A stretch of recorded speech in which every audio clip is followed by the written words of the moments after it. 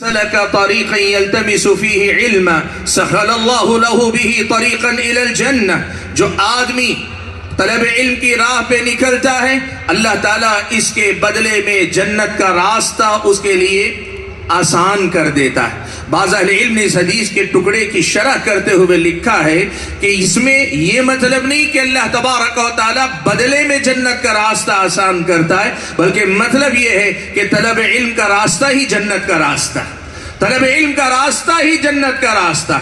آگے اللہ کے نبی صلی اللہ علیہ وسلم نے فرمایا وَإِنَّ الْمَلَائِكَةَ لَتَضَعُ أَجْنِحَتَهَا رِضًا لِطَالِبِ الْعِلْمِ. فرشتے اپنے پر بچھا دیتے ہیں جب کوئی طالب علم طلب علم کی راہ میں نکلتا ہے. پیارے نبی صلی اللہ علیہ وسلم نے آگے مزید یہ بھی بیان فرمایا.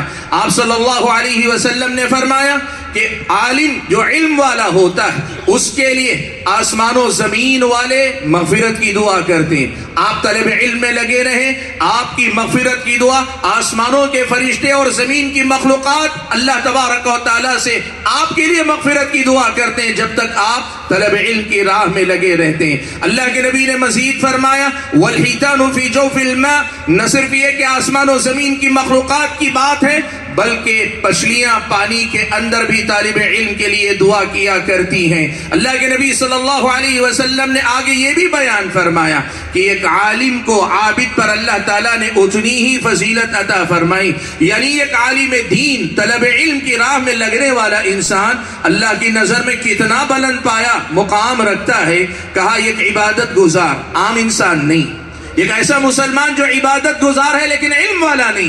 عبادت گزار عالم دین پر فضیلت نہیں رکھتا بلکہ عالم دین اس عبادت کرنے والے پہ فضیلت رکھتا ہے. کتنی؟ نبی علیہ السلام نے فرمایا کفضل القمر لیلۃ البدر علی سائر الکواکب. 14ویں رات کا چاند جس طرح اس رات میں تمام ستاروں پہ اپنی برتری اور اپنی فوقیت رکھتا ہے، ایک عالم دین عبادت گزار انسان پر اتنی ہی زیادہ فضیلت رکھتا ہے. اور اللہ کے نبی صلی اللہ علیہ وسلم نے آگے فرمایا وَإِنَّ الْعُلَمَاءَ وَرَثَةُ الْأَنْبِيَاءِ. انبیاء تو علماء تو انبیاء کے وارث ہیں، علم والے تو انبیاء کے وارث ہیں. وَإِنَّ الْعُلَمَاءَ لَمْ يُوَرِّثُوا دِينَارًا وَلَا دِرْهَمًا. اور انبیاء دینار و درہم اپنی وراثت میں چھوڑ کر نہیں جاتے. وَإِنَّمَا وَرَّثُوا الْعِلْمَ. علماء کی شکل میں یا علم کی شکل میں انبیاء علیہ السلام اپنی وراثت چھوڑ کر جاتے ہیں. اللہ کے نبی نے فرمایا فَمَنْ أَخَذَهُ أَخَذَ بِحَظٍ وَافِرٍ. جو آدمی یہ علم لے لیتا ہے یوں سمجھو دنیا کے خیر میں سے حظ وافر اس نے لے لیا، یعنی ایک بڑا حصہ اس نے لے لیا. یوں کہیں اس حدیث کے آخری جملے میں اللہ کے نبی نے یہ کہہ دیا علم حاصل کر لیا تو یوں سمجھو خزانوں کی کنجیاں تمہارے ہاتھ میں آ گئی. آخرت کے خزانوں کی کنجیاں، دنیا کے خزانوں کی کنجیاں، ہر طرح کا خیر اللہ تعالیٰ نے حظ وافر تمہیں عطا کر دیا اگر تم علم والے ہو گئے. حاضرین گرامی، اس حدیث کا ایک ایک ٹکڑا پیارے نبی صلی اللہ علیہ وسلم کی دیگر احادیث کی تائید کے ساتھ اسلامی شریعت کے ان رہنما خطوط، ان رہنما اصولوں کی حیثیت رکھتا ہے کہ جو ہم اور آپ کو طلب علم کی راہ پر لگاتے ہیں.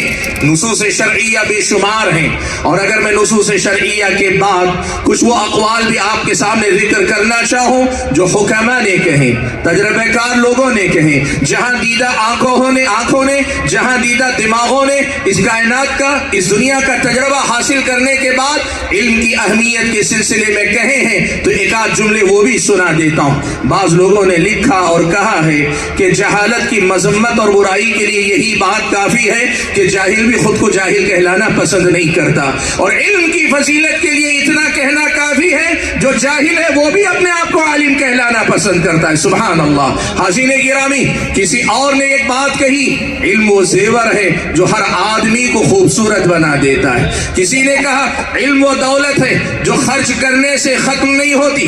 دنیا کی ہر دولت آپ خرچ کریں گے، جتنا خرچ کریں گے اتنی گھٹتی جائے گی، لیکن آپ اگر علم خرچ کریں گے تو یہ علم جتنا خرچ کیا جاتا ہے اسی قدر زیادہ بڑھتا جاتا ہے. کسی نے کہا علم وہ دولت ہے جو کہ آپ سے کوئی چرا نہیں سکتا. آپ نے سونا رکھا، پیسہ رکھا ہے، حتیٰ کہ زمین اور جائیداد رکھی، حتیٰ کہ آپ اسی گھر میں رہتے ہیں. کئی بار آدمی کے پیروں تلے زمین نکل جاتی ہے حالانکہ اسی زمین پہ کھڑا رہتا ہے. آپ کی ہر دولت چرائی جا سکتی لیکن آپ کا علم ایک ایسی دولت ہے جو دنیا میں کوئی آپ سے چرا نہیں سکتا. حاضرین گرامی، یہ اقوال اپنی جگہ پہ، لیکن اس علم کی ہماری اور آپ کی زندگی میں کس قدر زیادہ ضرورت ہے اس کا اندازہ لگائیں. یہ اقوال بتاتے ہیں کہ علم ایک زینت ہے، ایک زیور ہے، ایک زائد چیز ہے، لیکن قرآن و سنت کی تعلیمات مجھ کو اور آپ کو بتاتی ہیں کہ طلب علم ہماری اور آپ کی زینت سے زیادہ ہماری اور آپ کی ضرورت ہے. طلب علم میں لگنا ہماری اور آپ کی مصروفیت سے زیادہ ہماری اور آپ کی عبادت ہے. طلب علم ہماری اور آپ کی تجارت اور ہماری اور آپ کی دنیا کو سدھارنے سنوارنے کے ذریعے سے زیادہ اللہ کے فضل و کرم کے بعد اللہ تعالیٰ کی بندگی ہے. طلب علم عبادت ہے اللہ کے بندوں. یہ علم، اس علم کا سب سے بڑا فائدہ انسان کو یہ ملتا ہے کہ یہ علم آدمی کی روح کی غذا بنتا ہے. یہ علم آدمی کی روح کی غذا بنتا ہے، اور جب یہ روح کی غذا بنتا ہے تو آدمی کو اندر سے سوار دیتا ہے، نکھار دیتا ہے، آدمی کو اندر سے ایسے پروان چڑھا دیتا ہے کہ قد وہی ہے لیکن سوچ اور ذہن اس قدر زیادہ اونچا ہو جاتا ہے کہ دنیا کے معمولی سے مقام پہ بیٹھا ہوا ساری کائنات کا گویا وہ مشاہدہ کرتا ہے. سبحان اللہ. قرآن مجید میں اللہ تعالیٰ نے اس حقیقت کو کہ علم آدمی کو کیسے بدل دیتا ہے، اس کی روح کی کیسی غذا بنتا ہے، دل و دماغ کو کیسی نشو و نما عطا کرتا ہے، کتنے پیارے انداز میں اللہ تعالیٰ نے یہ حقیقت سمجھائی. دیکھو اللہ نے فرمایا قل هل يستوي الذين يعلمون والذين لا يعلمون. اے اللہ کے نبی آپ کہہ دیجئے یا پوچھئے ان سے هل يستوي الذين يعلمون والذين لا يعلمون. جو لوگ جانکار ہیں اور جو لوگ علم نہیں رکھتے کیا یہ دونوں کے دونوں برابر ہو سکتے ہیں؟ اس سوال کو کہتے ہیں استفہام انکاری. یعنی اللہ تعالیٰ نے یہ کہا ہے کہ جان لو اللہ کے بندو ایک علم والا اور بے علم دونوں برابر نہیں ہو سکتے. تکملہ جو آیت کا ہے وہ بڑا شاندار ہے. کہا انما یتذکر اولو الالباب. مسئلہ یہ ہے کہ دنیا میں عبرت پکڑنا، نصیحت حاصل کرنا تو یہ صرف عقل مندوں کا کام ہے. آیت کی تکمیل کو اس کی ابتدا سے جوڑ کر دیکھ لیں تو یہ بات بتائی جا رہی ہے کہ یہ علم آپ کی عقل کی نشو نما اور تربیت کرتے کرتے اس مقام پہ لے جاتا ہے جہاں آپ کا دل و دماغ روشن ہو جاتا ہے، جہاں آپ اولو الالباب میں آ جاتے ہیں، جہاں آپ کا دماغ صحیح سمت میں کام کرنے لگتا ہے، جہاں آپ کا دماغ صحیح اور غلط کا صحیح فیصلہ کرنے لگتا ہے، جہاں آپ کا دماغ حق اور حقیقت کو پہچاننے والا بن جاتا ہے، جہاں آپ اللہ کے نبی پیارے نبی صلی اللہ علیہ وسلم کی تعلیمات کو واقعی معنوں میں سمجھ پاتے ہیں. یقین مانیے اس علم کے اندر اللہ تعالیٰ نے وہ خیر رکھا ہے کہ یہ آدمی کو اندر سے سوار دیتا ہے. قرآن مجید کا ایک اور حوالہ آپ کے سامنے رکھتا ہوں. یہ علم آدمی کو مہذب بنا دیتا ہے اور کیسی تربیت کرتا ہے، کس قدر مہذب بناتا ہے. یہ اللہ تعالیٰ نے ہم اور آپ کو ایک معمولی سے جانور اور بلکہ ایک نجس جانور کی مثال کے ذریعے اللہ نے سکھایا. اللہ تعالیٰ نے سورہ مائدہ کے اندر ایک مسئلہ یہ بیان کیا ہے کہ شکاری کتا جو ہوتا ہے، عام کتا اگر شکار کر لے تو اس کا شکار حرام ہے، لیکن وہی اگر تربیت یافتہ سدھایا ہوا کتا، سکھایا ہوا کتا، وہ جسے تربیت دی گئی شکار کی، وہ اگر شکار کرے تو اس کا اپنا شکار مسلمان کے لیے حلال ہوتا ہے. ایک اسلامی شریعت کے اس مسئلے کی حقیقت کیا ہے؟ بعض اہل علم نے اس کی تفسیر شرح کرتے بڑی پیاری بات لکھی.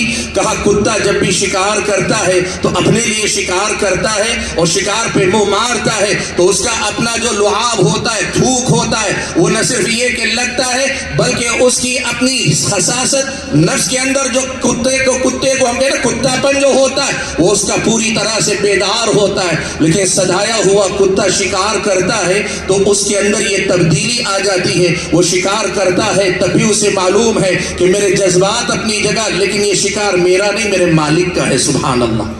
جو علم یہ کتے کی اتنی تربیت کر دے کہ کتا اپنے اور مالک کے مال میں فرق کرنے والا ہو جائے. انسان کی تربیت یہ علم کیسے کر سکتا ہے؟ معلوم یہ ہوا کہ یہ علم انسان کو مہذب بناتا ہے، اس کی تربیت کرتا ہے. حاضرین گرامی، قرآن مجید کا ایک اور حوالہ آپ کے سامنے دیتا ہوں جو بتاتا ہے کہ یہ علم کمزور سے کمزور کو بڑا طاقتور بنا دیتا ہے. سلیمان علیہ السلام کا واقعہ اللہ تبارک و تعالیٰ نے سورہ نمل کے اندر ذکر کیا. ہدہد سلیمان علیہ السلام کے لشکر میں سے تھا. ایک دن حضرت سلیمان کی اجازت کے بغیر وہ لشکر سے غائب ہو گیا. حضرت سلیمان کو پتہ چلا تو سلیمان علیہ السلام نے کہا یہ کہاں گیا؟ اب واپس لوٹ کر آئے گا یا تو اپنی غیر حاضری کا کوئی معقول عذر لے کر آئے, یا اگر عذر نہیں لے کر آیا لأذبحنہ, میں اس کو ذبح کر